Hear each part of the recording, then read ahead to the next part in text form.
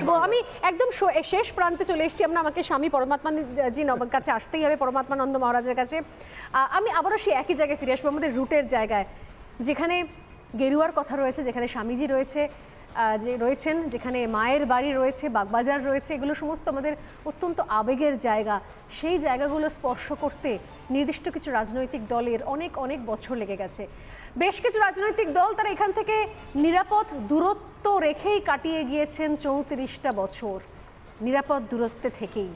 আমি বলছি, সত্যি কি এত কঠিন কাজ ছিল বাঙালির মনকে ছোঁয়া, বাঙালির আবেগকে ছোঁয়া, বাঙালির এই আবেগের পীঠস্থানগুলো, স্বামী বিবেকানন্দকে সম্মান? আমি কেন বললাম 34 বছরের কথা, কারণ এই ভাবধারাতেই তোমরা দেখতে পেয়েছি একসময় সুদূর দিল্লিতে, সেখানে জেএনইউর সামনে স্বামী বিবেকানন্দের মূর্তির ওপর কালি লেপে কি জঘন্যতম কথা লিখে দেওয়া হয়েছিল, একই রাজনৈতিক ধারা থেকে, মানসিকতা থেকে। আমার বক্তব্য হচ্ছে, এতগুলো বছর লেগে গেল রাজনৈতিক দলের এখানে, যারা শাসন করলেন, যারা শাসক দলের ভূমিকায় থাকলেন, তাদের এতগুলো বছর লেগে গেল বাঙালির এই বেসিক আবেগটুকুর জায়গাকে অ্যাড্রেস করতে। আর সেখানে সুদূর গুজরাটের বাসিন্দা এখন এলেন দিল্লি থেকে, তিনি এটা এত সহজে বুঝলেন। কারণটা কি সত্যি সেই ব্যাকগ্রাউন্ড, অর্থাৎ বেড়ে ওঠা বা ফেলে আসা তার অতীত জীবনটা? স্বামী পরমাত্মানন্দ মহারাজ, আপনার কাছে আসবো। একটা খুব সুন্দর কথা আছে, বাঙালির হিয়া অমিয় মথিয়া নিমাই ধরেছে কায়া। বাঙালির হৃদয় সাগর যদি মন্থন করা যায় আর তার যদি একটা কোনো রূপ দেওয়া যায়, তাহলে সেই রূপ কখনো চৈতন্যদেব, কখনো শ্রীরামকৃষ্ণ, কখনো স্বামী বিবেকানন্দ, কখনো মা সারদা, কখনো বা নেতাজি সুভাষচন্দ্র বোস।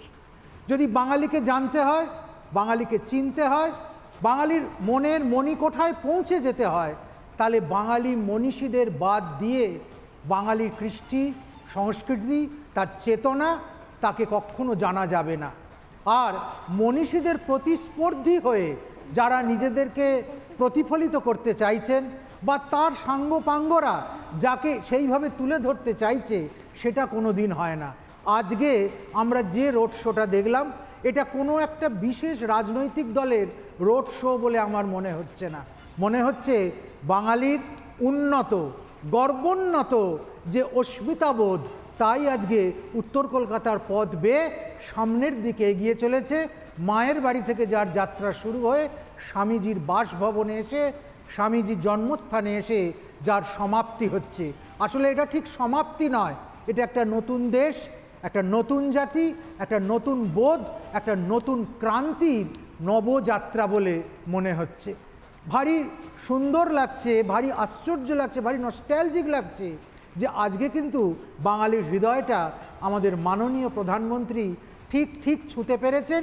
তার আবেগকে, তার অস্মিতাকে, তার গর্বকে, তার প্রাণের প্রেরণাকে তিনি আজকে সম্মান জানিয়েছেন, শ্রদ্ধা জানিয়েছেন। যখন একটা দেশ, একটা জাতি তার শাসকের কাছ থেকে, তার মাথার মণি হয়ে যে রয়েছে তার কাছ থেকে এই স্বীকৃতিটা পায়, তখন মনে হয় তার ভেতরে অনেক বলের সঞ্চার হয়। এবং দীর্ঘদিন ধরে যে অপসংস্কৃতি, যে ভাষা সন্ত্রাস, গেরুয়ার প্রতি যে তুচ্ছতা, যে অবহেলা দেখতে দেখতে আমাদের হৃদয় রক্তাক্ত হয়েছিল, ব্যথাদীর্ণ হয়েছিল, আজকে অনেকটাই সেখান থেকে যেন আমরা মুক্তি পাচ্ছি। রামকৃষ্ণ মিশন, ইসকন কিংবা ভারত সেবাশ্রম সংঘের প্রতি যে বাম্যভাব, যে একপেশে একদেশী মনোভাব, যে অকিঞ্চিতকর মনোভাব এতদিন ধরে আমাদেরকে পীড়িত করছিল, আজকে অনেকটাই যেন সেই ব্যথা, সেই বেদনা থেকে আমাদের সরে আসবার মতো একটা জায়গা তৈরি হয়েছে। এবং আমরা বুঝতে পারছি যে গেরুয়া আজও ভারতবর্ষে ধিক্কৃত নয়, নিন্দিত নয়, বরং গেরুয়ার ধ্বজার নিচেই ভারতের প্রাণ, ভারতের বৈরাগ্য, ভারতের অস্মিতা এবং ভারতের জয়যাত্রা এক সূত্রে বাঁধা হয়ে রয়েছে। আমি বেসিক জায়গায় আসবো, আমি একদম শেষ প্রান্তে চলে এসেছি আমরা, আমাকে স্বামী পরমাত্মাজি কাছে আসতেই হবে, পরমাত্মানন্দ মহারাজের কাছে। আমি আবারও সেই একই জায়গায় ফিরে আসবো, আমাদের রুটের জায়গায়, যেখানে গেরুয়ার কথা রয়েছে, যেখানে স্বামীজি রয়েছে, যে রয়েছেন, যেখানে মায়ের বাড়ি রয়েছে, বাগবাজার রয়েছে, এগুলো সমস্ত আমাদের অত্যন্ত আবেগের জায়গা। সেই জায়গাগুলো স্পর্শ করতে নির্দিষ্ট কিছু রাজনৈতিক দলের অনেক অনেক বছর লেগে গেছে। বেশ কিছু রাজনৈতিক দল তারা এখান থেকে নিরাপদ দূরত্ব রেখেই কাটিয়ে গিয়েছেন 34টা বছর, নিরাপদ দূরত্বে থেকেই। আমি বলছি, সত্যি কি এত কঠিন কাজ ছিল? বাঙালির মনকে ছোঁয়া, বাঙালির আবেগকে ছোঁয়া, বাঙালির এই আবেগের পীঠস্থানগুলো, স্বামী বিবেকানন্দকে সম্মান। আমি কেন বললাম 34 বছরের কথা, কারণ এই ভাবধারাতেই তোমরা দেখতে পেয়েছি একসময় সুদূর দিল্লিতে, সেখানে জেএনইউর সামনে স্বামী বিবেকানন্দের মূর্তির ওপর কালি লেপে কি জঘন্যতম কথা লিখে দেওয়া হয়েছিল, একই রাজনৈতিক ধারা থেকে, মানসিকতা থেকে। আমার বক্তব্য হচ্ছে, এতগুলো বছর লেগে গেল রাজনৈতিক দলের এখানে, যারা শাসন করলেন, যারা শাসক দলের ভূমিকায় থাকলেন, তাদের এতগুলো বছর লেগে গেল বাঙালির এই বেসিক আবেগটুকুর জায়গাকে অ্যাড্রেস করতে। আর সেখানে সুদূর গুজরাটের বাসিন্দা এখন এলেন দিল্লি থেকে, তিনি এটা এত সহজে বুঝলেন। কারণটা কি সত্যি সেই ব্যাকগ্রাউন্ড, অর্থাৎ বেড়ে ওঠা বা ফেলে আসা তার অতীত জীবনটা? স্বামী পরমাত্মানন্দ মহারাজ, আপনার কাছে আসবো।